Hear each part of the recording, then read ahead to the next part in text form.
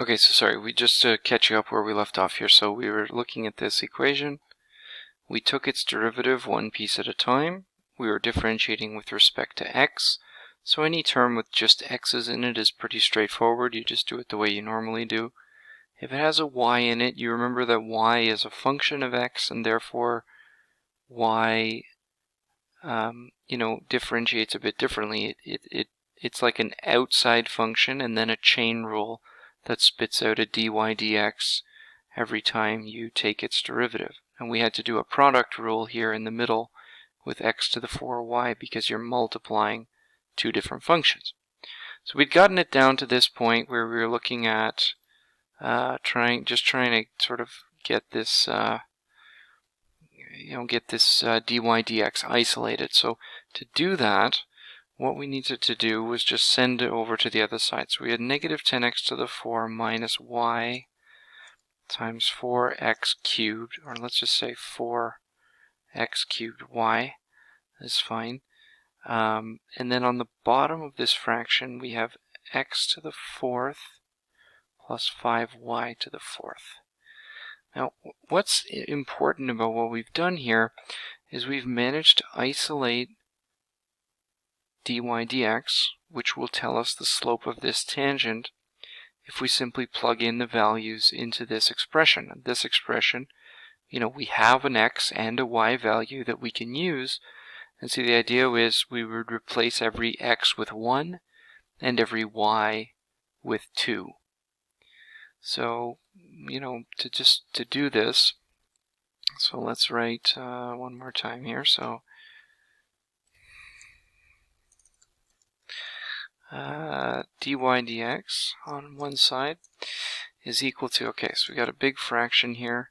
On the bottom we have 1 plus 5 times 2 to the power of 4, which is 16, so 5 times 16, right? So 5 times 16 is 80, plus 1 is 81. We got 81 on the bottom. On the top we have negative 10 times 1 to the power of 4, which is still 1. And then we have minus 4 times 1 times 2. We'll go minus 8. And we get negative 10 take away 8 is, of course, negative 18 over 81. We can reduce this if we divide them both by 9, so we get negative 2 over 9. And that should be the slope of our tangent here. So what I'm going to do is I'm going to draw a line that passes through point A with a slope of negative 2 over 9 x, and you can see that is a perfect tangent for that spot. Should also agree with GeoGebra's tangent if we just do tangent A to the curve A.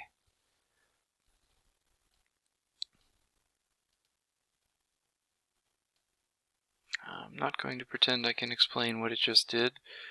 It drew this, I don't know what this is, but it did draw the, oh no, it didn't draw what? Well, it's not drawing a tangent, whatever it's doing. Maybe we have surpassed GeoGebra in our ability to do math. I don't know. There we go. That's the one. So I obviously GeoGebra knows what it's doing. I'm just being facetious. But so this is the one it drew, which is the same as the one we drew. It has the same slope.